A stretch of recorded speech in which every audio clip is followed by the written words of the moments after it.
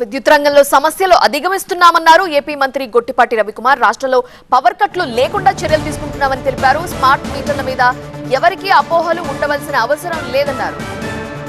YCP నేతలు liquor scam ద్వారా రాష్ట్ర సంపదని కొల్లగొట్టారని అన్నారు మంత్రి గొట్టిపాటి. తప్పు చేసిన వారికి ఖచ్చితంగా శిక్ష పడుతుందన్నారు. రెడ్ బుక్ కు ప్రస్తుతం జరుగుతున్న అరెస్టులకు సంబంధం లేదన్నారు. ఇంకా మంత్రి ఏమన్నారో వివరించడానికి మా ప్రతినిధి సత్య సిద్ధంగా ఉన్నారు. సత్య, ఉమ్మడి తూర్పుగోదావరి జిల్లాలో విద్యుత్ శాఖ మంత్రి గొట్టిపాటి రవికుమార్ పర్యటిస్తున్నారు. ఈ నేపథ్యంలోనే రాజమండ్రి చేరుకున్నటువంటి గొట్టిపాటి రవికుమార్ మనతో ఉన్నారు. అంటే విద్యుత్ సంస్కరణకు సంబంధించిన కొత్త పథకాలు కానీ కొత్త నియమాలు ఏమైనా తీసుకొస్తున్నారు? అవునండి, ఇప్పుడు కలెక్టర్ గారితో జిల్లా అధికారులతోటి మా శాసనసభ్యులు అందరితో కూడా పిలిచి మీటింగ్ పెట్టుకున్నాము.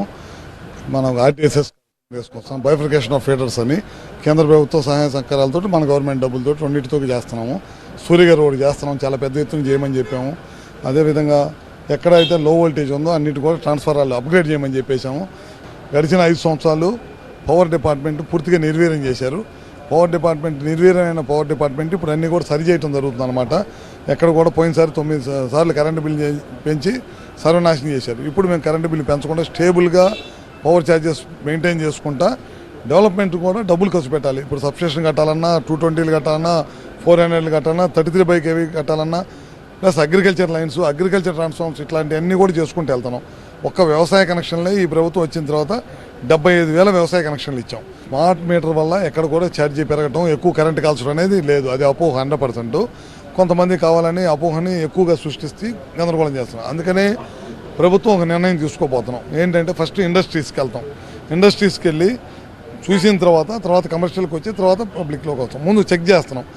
ఒకవేళ పబ్లిక్ సైడ్ కూడా మేము వాళ్ళు అన్నదాన్ని ఏది కూడా తీసి కొట్టేయదలుచుకోవాలి. వాళ్ళు నిజంగా రియల్గా కంప్లైంట్ వచ్చి ఎక్కడైనా ప్రాబ్లం వస్తే దాన్ని కూడా ప్రభుత్వం తీసుకునేది పరిశీలిస్తాం. నిజంగా కనుక వాళ్ళు అన్నట్టు కనుక అపోహ కనుక ఏదైనా ప్రాబ్లం వస్తే కనుక అది మా ప్రభుత్వం, మా డిపార్ట్మెంట్ బాధ్యత తీసుకొని దాన్ని సరిచేసే బాధ్యత మాది.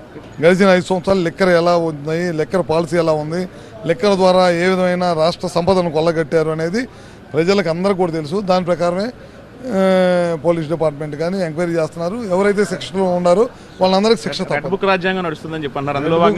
రెడ్ బుక్ రాజ్యాంగానికి దీనికి సంబంధం లేదు. రెడ్ బుక్ రాజ్యాంగం ఏంటంటే మా కార్యకర్తల్ని అనవసరంగా వాళ్ళ ప్రభుత్వం అడ్డం పెట్టుకొని దాడులు చేసిన దానికి మేము ఆ రోజు చెప్పామే. కానీ ఎక్కడ కూడా వాళ్ళు చేసిన దొంగతనాలని రెడ్ బుక్కి అంటకట్టడం కరెక్ట్ కాదు. తప్పు చేసిన వాడైనా వీడైనా ఎవరైనా శిక్షార్హులే. ఆ రెడ్ బుక్ రాజ్యాంగానికి మిథున్ రెడ్డి అరెస్ట్కి సంబంధం లేదు. లిక్కర్ స్కామ్లో జరిగినటువంటి ఏదైతే అవకతవకలో దాని ప్రకారమే మిథున్ రెడ్డి అరెస్ట్ అయ్యారని మాత్రం గొట్టిపాటి చెప్తున్నారు. అయితే విద్యుత్కు సంబంధించి స్మార్ట్ మీటర్లో ఎవరో కూడా అపోహ చెందకలదు. స్మార్ట్ మీటర్లకు సంబంధించిన ప్రజల్లో అపోహ వచ్చింది కాబట్టి దానికి కూడా మేము చక్కదిద్దే కార్యక్రమాలు చేపడతాము. అలాగే ఎక్కడైతే లో వోల్టేజ్ కానవచ్చు రైతులకు దాదాపుగా 70,000 పైచీలకు కనెక్షన్లు కూడా రైతులకు ఇచ్చాం కాబట్టి విద్యుత్తులో కొత్త సంస్కరణలు తీసుకొస్తున్నాం అనేది గొట్టిపాటి రవికుమార్ చెప్తున్నారు, విద్యుత్ శాఖ మంత్రి. కెమెరామెన్ రసూల్తో కలిసి సత్యవడేని రాజమండ్రి నుంచి.